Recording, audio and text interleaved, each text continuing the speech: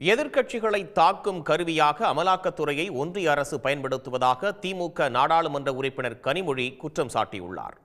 தூத்துக்குடியில் செய்தியாளர்களிடம் பேசிய அவர், எந்த பயமுறுத்தல்களாலும் திமுகவினரை அச்சுறுத்த முடியாது என்றும் தெரிவித்துள்ளார்.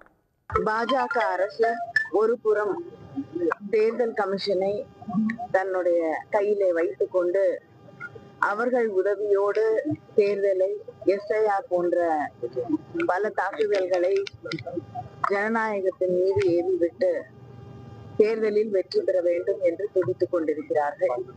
அதே நேரத்திலே திராவிட முன்னேற்ற கழகத்தின் 3 அமைச்சர்கள் அவர்கள் மீது அவங்க தொடர்ந்து பயன்படுத்தக்கூடிய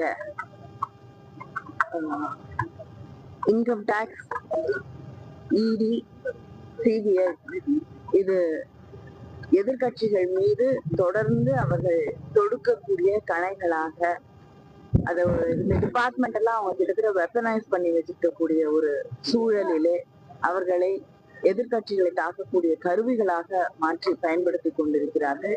அப்படிப்பட்ட ஒன்றுதான் இன்று நடைபெற்றுக் கொண்டிருக்கக்கூடிய ரெய்ட்கள்.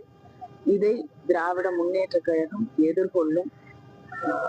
நம்முடைய அமைச்சர் அவர்கள் எத்தனையோ சிக்கல்களை கடந்து கழகத்தோடு உறுதியாக நிற்கக்கூடிய ஒருவர். அதனால இந்த எந்த பயமுறுத்தலும் எங்களுடைய கழக தோழர்களை அதன் தலைவர்களை அச்சுறுத்திவிட முடியாது என்பதை உடனுக்குடன் செய்திகளை தெரிந்து கொள்ள சன் நியூஸ் பெல் ஐகானை கிளிக் பண்ணுங்க.